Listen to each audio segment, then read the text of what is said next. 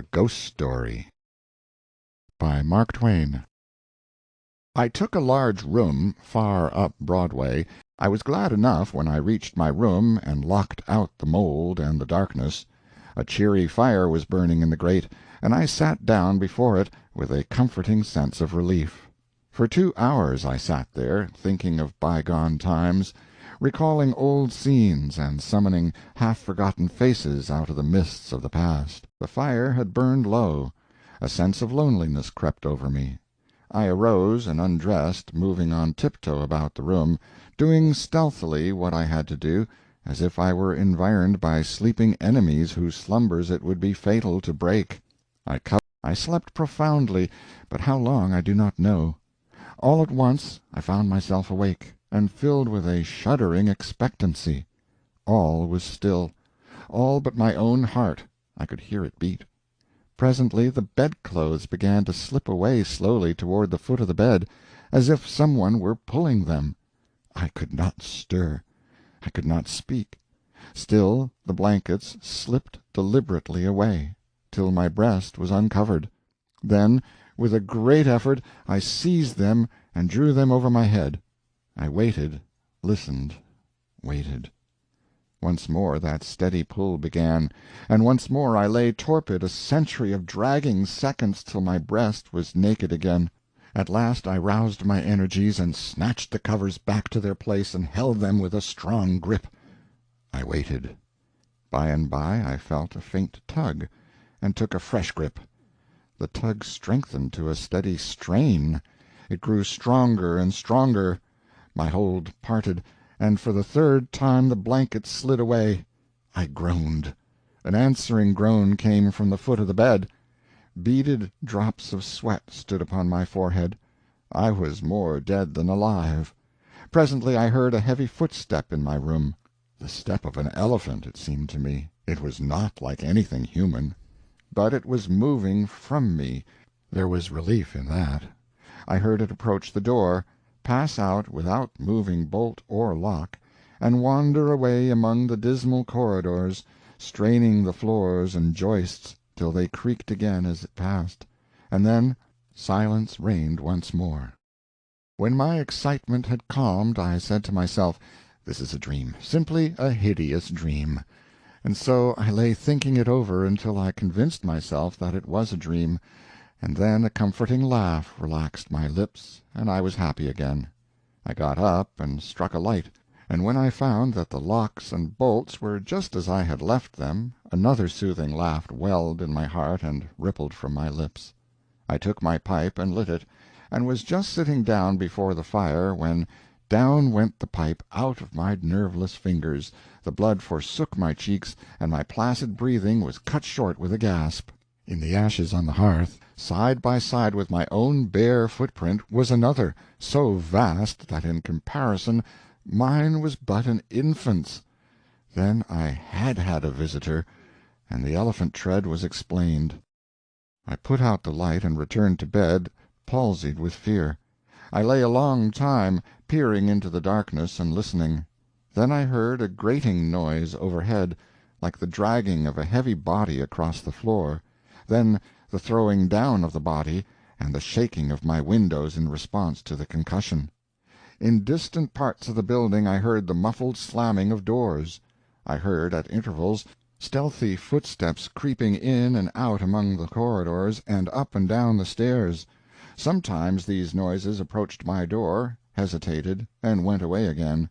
I heard the clanking of chains faintly in remote passages, and listened while the clanking grew nearer, while it wearily climbed the stairways, marking each move by the loose surplus of chain that fell with an accented rattle upon each succeeding step, as the goblin that bore it advanced.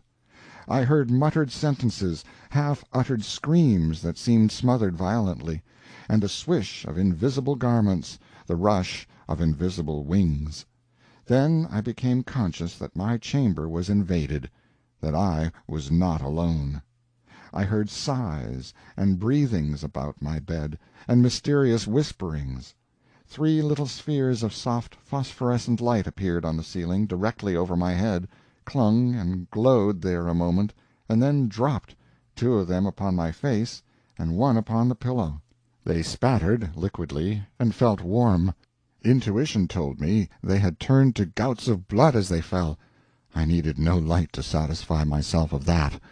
Then I saw pallid faces, dimly luminous, and white uplifted hands, floating bodiless in the air, floating a moment and then disappearing. The whispering ceased, and the voices and the sounds, and a solemn stillness followed. I waited and listened. I felt that I must have light or die. I was weak with fear. I slowly raised myself toward a sitting posture, and my face came in contact with a clammy hand. All strength went from me apparently, and I fell back like a stricken invalid. Then I heard the rustle of a garment. It seemed to pass to the door and go out. When everything was still once more, I crept out of bed, sick and feeble, and lit the gas with a hand that trembled as if it were aged with 100 years. The light brought some little cheer to my spirits. I sat down and fell into a dreamy contemplation of that great footprint in the ashes. By and by its outlines began to waver and grow dim. I glanced up, and the broad gas flame was slowly wilting away. In the same moment I heard that elephantine tread again. I noted its approach, nearer and nearer, along the musty halls, and dimmer the light waned. The tread reached my very door and paused. The light had dwindled to a sickly blue, and all things about me lay in a spectral twilight. The door did not open, and yet I felt a faint gust of air fan my cheek, and presently was conscious of a huge, cloudy presence before me. I watched it with fascinated eyes. A pale glow stole over the thing. Gradually its cloudy folds took shape. An arm appeared, then legs, then a body, and last a great sad face looked out of the vapor. Stripped of its filmy housings, naked, muscular and comely, the majestic Cardiff giant loomed above me.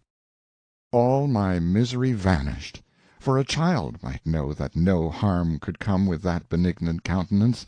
My cheerful spirits returned at once, and in sympathy with them the gas flamed up brightly again.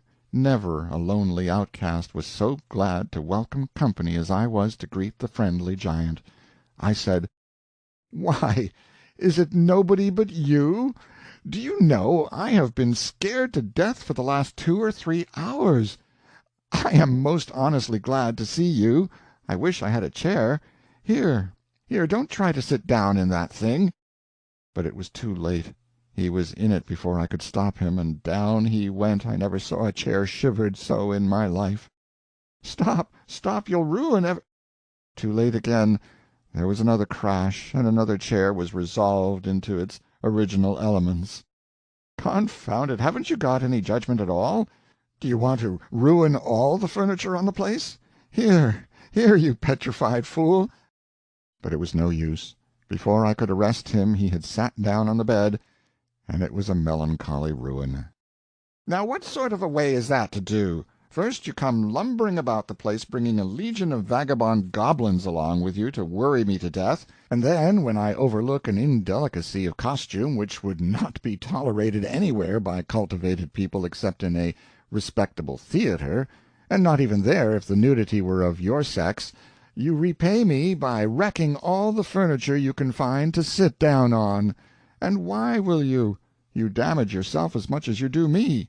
You have broken off the end of your spinal column, and littered up the floor with chips of your hams till the place looks like a marble yard. You ought to be ashamed of yourself. You are big enough to know better." "Well, I will not break any more furniture, but what am I to do? I have not had a chance to sit down for a century." And the tears came into his eyes. "Poor devil," I said, "I should not have been so harsh with you. And you are an orphan, too, no doubt. But sit down on the floor here. Nothing else can stand your weight. And besides, we cannot be sociable with you away up there above me. I want you down where I can perch on this high counting-house stool and gossip with you face to face." So he sat down on the floor and lit a pipe which I gave him, threw one of my red blankets over his shoulders, inverted my sitz-bath on his head, helmet fashion, and made himself picturesque and comfortable. Then he crossed his ankles while I renewed the fire, and exposed the flat honeycombed bottoms of his prodigious feet to the grateful warmth. "What is the matter with the bottom of your feet and the back of your legs, that they are gouged up so?" "Infernal chilblains. I caught them clear up to the back of my head, roosting out there under Newell's farm. But I love the place. I love it as one loves his old home. There is no peace for me like the peace I feel when I am there." We talked along for half an hour, and then I noticed that he looked tired, and spoke of it. "Tired?" he said. "Well, I should think so. And now I will tell you all about it, since you have treated me so well. I am the spirit of the petrified man that lies across the street there in the museum. I am the ghost of the Cardiff giant. I can have no rest, no peace, till they have given that poor body burial again. Now, what was the most natural thing for me to do, to make men satisfy this wish? Terrify them into it, haunt the place where the body lay. So I haunted the museum night after night. I even got other spirits to help me, but it did no good, for nobody ever came to the museum at midnight. Then it occurred to me to come over the way and haunt this place a little. I felt that if I ever got a hearing I must succeed, for I had the most efficient company that perdition could furnish. Night after night we have shivered around through these mildewed halls, dragging chains, groaning, whispering, tramping up and down stairs, till, to tell you the truth, I am almost worn out. But when I saw a light in your room to-night I roused my energies again and went at it with a deal of the old freshness. But I am tired out, entirely fagged out. Give me, I beseech you, give me some hope." I lit off my perch in a burst of excitement, and exclaimed, "This transcends everything, everything that ever did occur. Why, you poor blundering old fossil, you have had all your trouble for nothing. You have been haunting a plaster cast of yourself. The real Cardiff giant is in Albany." A fact. The original fraud was ingeniously and fraudulently duplicated, and exhibited in New York as the only genuine Cardiff giant, to the unspeakable disgust of the owners of the real colossus, at the very same time that the latter was drawing crowds at a museum in Albany. Confound it, don't you know your own remains? I never saw such an eloquent look of shame, of pitiable humiliation, overspread a countenance before. The petrified man rose slowly to his feet and said, "Honestly, is that true?" "As true as I am sitting here." He took the pipe from his mouth and laid it on the mantel, then stood irresolute a moment, unconsciously, from old habit, thrusting his hands where his pantaloons pockets should have been, and meditatively dropping his chin on his breast, and finally said, "Well, I never felt so absurd before. The petrified man has sold everybody else, and now the mean fraud has ended by selling its own ghost. My son, if there is any charity left in your heart for a poor friendless phantom like me, don't let this get out. Think how you would feel if you had made such an ass of yourself."